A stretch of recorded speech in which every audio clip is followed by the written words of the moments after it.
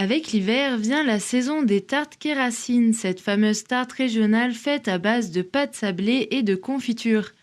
À Briès, dans le Queyras, cela fait près de 30 ans que Marie-Josée Ascension confectionne des tartes Kéracine maison et revisite même la recette traditionnelle. La tarte Kéracine, c'est de la pâte sablée avec soit de la confiture framboise ou myrtille, soit miel et noix. Sa manière de faire la pâte, donc je pense que c'est ça qui diffère. Et la miel et noix est plus particulièrement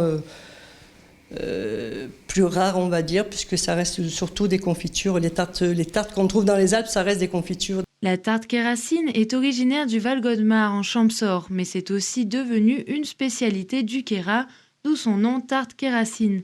D'ailleurs, Marie, l'employée de Marie-Josée, a sa petite idée sur son arrivée dans la vallée. Ça fait 40 ans, enfin ça fait un bon moment, il y avait un gars qui s'appelait Chouchou et qui avait un espèce de petit camion, comme un camion itinérant quoi, il faisait ses tartes dedans. Et au début elles n'étaient pas comme ça, enfin avec des rayures dessus là, elles étaient couvertes avec un trou au milieu.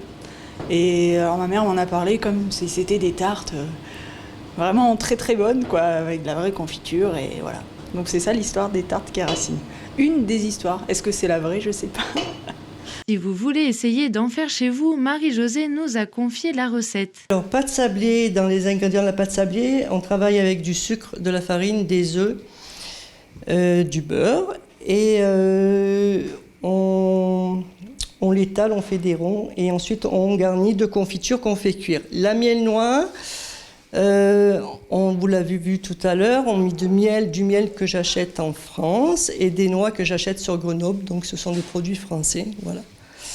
Et qu'on referme parce que si on laisse les tartes ouvertes, généralement, c'est dans la logique, le miel, une fois qu'il cuit, se sauve et du coup, quand la tarte est finie, il n'y a plus de miel du tout.